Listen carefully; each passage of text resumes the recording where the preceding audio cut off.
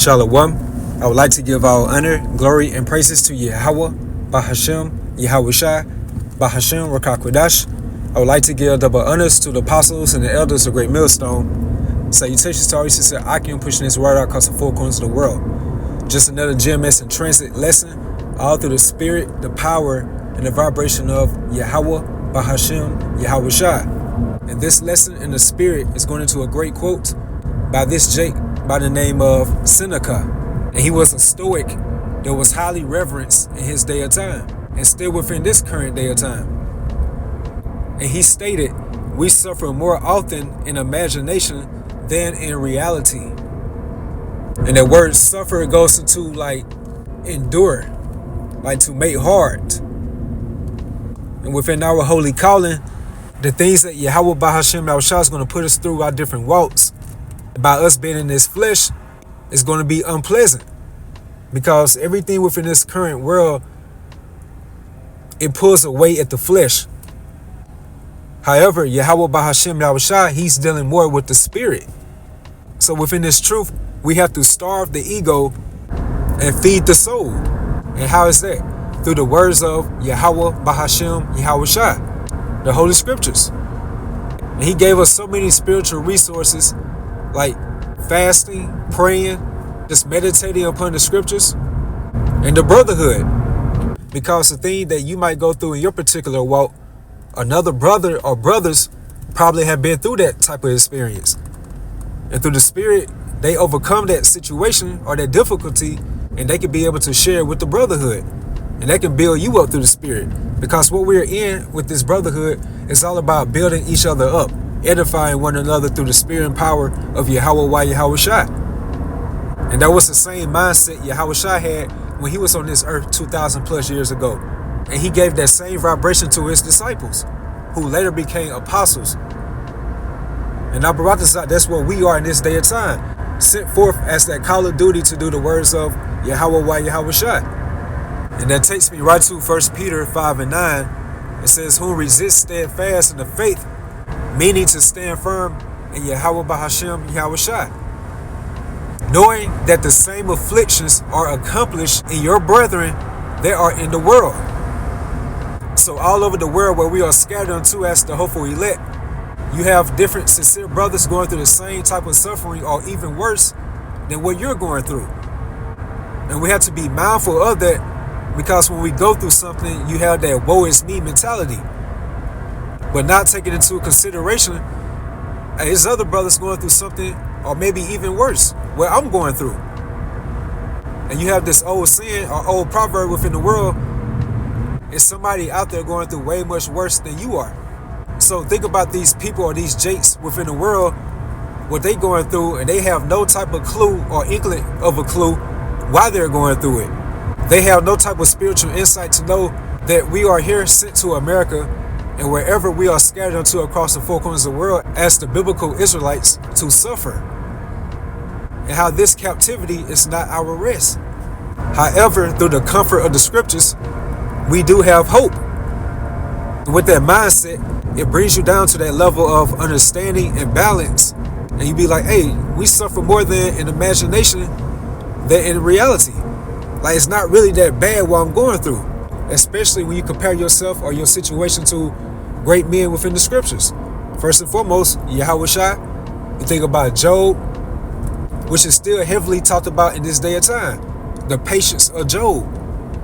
Our forefather Daniel within the lion's den, the three holy children, and the list goes on. Many countless examples of holy men standing firm in the Heavenly Father Yahweh through his unbegotten Son Yahweh Shai to make it out on the other side and to put that smile upon the Heavenly Father Yahweh's face by standing firm into what you believe in, your morals, your ethics, your standards, which is ultimately the words of Yahweh Bahashem Yahweh Shai. So whom resist steadfast in the faith, that knowing the same afflictions are accomplished in your brethren that are in the world.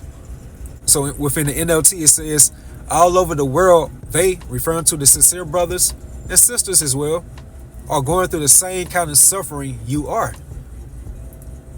So again, that brings you to that level of understanding that we suffer more often in imagination than in reality. And all these different things within the flesh is only building us up for that great moment, which is the hour of temptation. And never think something that we're going through is not for a purpose. It's all to mold us up, for Yahushua to build us up and be conformed more into his image. And by that, it's going to take sacrifices, losses, just unexplainable events. But just know it's always a purpose and a spiritual meaning behind it. Always keep that mental note. And that goes for myself as well. Because within this world, especially brought to you by Christianity and all these other false ideologies or religions, like when a person suffers, especially for righteousness, that's really looked down upon in this society. Because they think within this world that you are so-called blessed, like everything's going to be happy and dandy. Like you're not going to go through no type of hardships, sufferings, afflictions, just different levels of adversities. But according to Hebrews 12:6, it says, for whom the Lord loveth, he chasteneth. So therefore the Lord discipline who he loves. And his beloved in this day of time are referring to the hopeful elect of the nation of Israel. And scourgeth every son whom he receiveth. If you endure chastening, Yahweh Bahashem, Yahushua dealeth with you as with sons. For what son is whom the father chasteneth not? So think about within modern times, like if you have a father and he never disciplines his child, like that particular child has the type of freedom to do or say anything that he wants, like without any type of discipline or chastening. So that would be considered as a worthless father.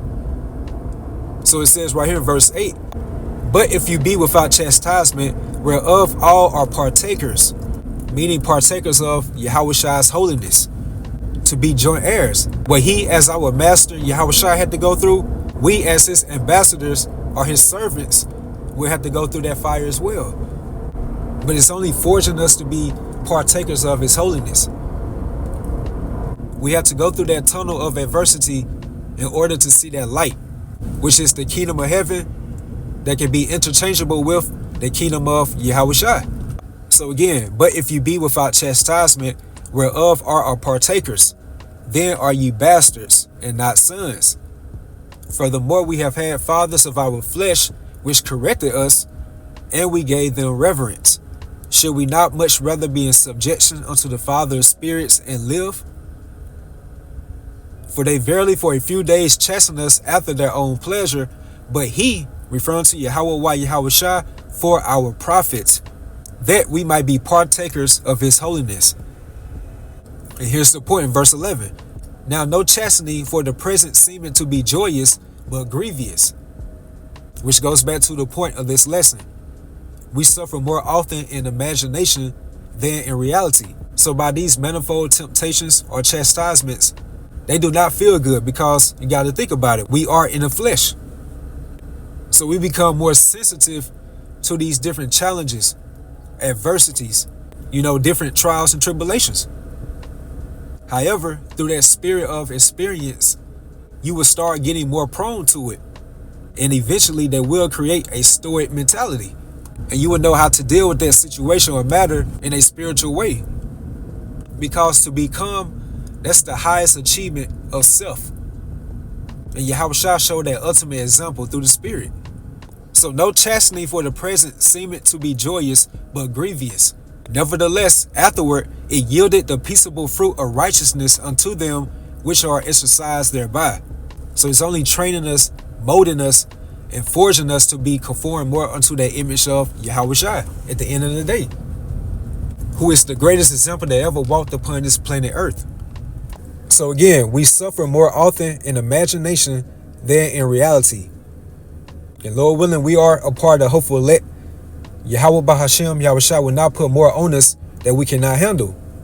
They know exactly what they're doing because it's their movie.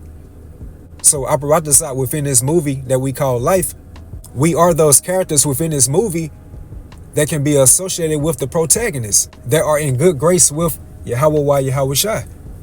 And always to know to apply Yahushua, which is the ultimate wisdom in every situation that you go through.